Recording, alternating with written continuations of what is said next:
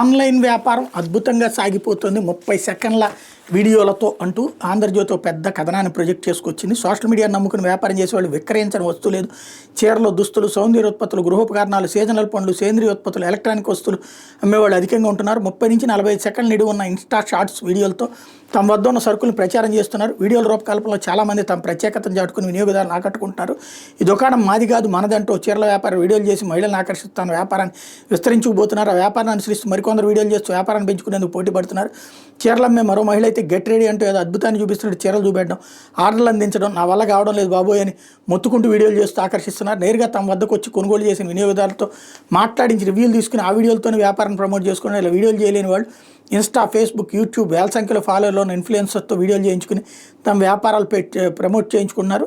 అయితే సోషల్ మీడియాలో ఒక్క హిట్ అయితే చాలు భారీగా వచ్చేస్తుంది అన్నటువంటిది. అదే సందర్భంలో భారీగా పడిపోయేవి కూడా ఉంటాయి.